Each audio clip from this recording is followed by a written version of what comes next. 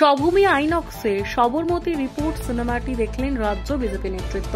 উপস্থিত ছিলেন রাজ্য সভাপতি ডক্টর সুকান্ত মজুমদার, রাজ্য বিজেপি প্রধান মুখপাত্র এবং রাজ্যসভা সাংসদ শ্রী শ্রমিক ভট্টাচার্য, প্রাক্তন রাজ্য সভাপতি শ্রী দিলীপ ঘোষ সহ অন্যান্য নেতৃত্ব। হয়েছিল লালু প্রসাদের আমলে রেলমন্ত্রী ছিলেন, ভুলভাল রিপোর্ট দিয়ে বিজেপি নরেন্দ্র মোদীকে বদনাম করানোর চেষ্টা হয়েছিল। তো আসল যে রিপোর্ট সেটা বেরিয়েছে সেটাকে সিনেমা আকারে সামনে নিয়ে আসা হয়েছে কাশ্মীর ফাইলের মতো। তো সেই সমস্ত তর্কের অবসান হবে, যারা দোষী ছিল তাদের মুখেশ খুলে দেওয়ার একটা রাস্তা বেরিয়েছে।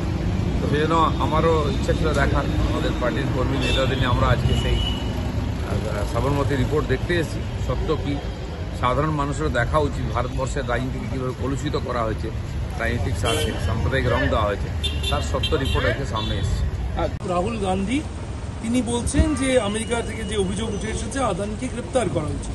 অন্যদিকে পশ্চিমবঙ্গে দাঁড়িয়ে সেখানে রাজ্য সরকারের একাধিক প্রজেক্টে আদানির সঙ্গে যোগ আছে। না, শুধু পশ্চিমবঙ্গে তো শুধু নয়, ভারতবর্ষের তেলেঙ্গানা থেকে শুরু করে যেখানে কংগ্রেসের রাজত্ব আছে, কিছুদিন আগে ছত্তিশগড়ে ছিল যখন, তখন সেখানে সব জায়গাতে আদানি গ্রুপের ইনভেস্টমেন্ট আছে। এমনকি কেরলে যেখানে কমিউনিস্ট মার্ক্সবাদী কমিউনিস্ট পার্টি আছে, সেই কেরলেও বিভিন্ন পোর্টে আদানি গ্রুপের ইনভেস্টমেন্ট আছে।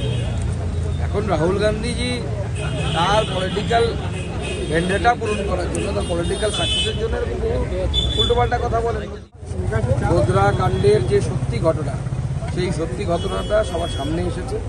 বহু বছর যেটা চাপা ছিল, তারপরে পরবর্তী সময় মানুষ সেটা নানাবাতি কমিশনের তদন্তের ফলে সেটা জানতে পেরেছে এবং আজকে এই সিনেমার মাধ্যমে আরও বেশি মানুষ জানতে পারে। আদানি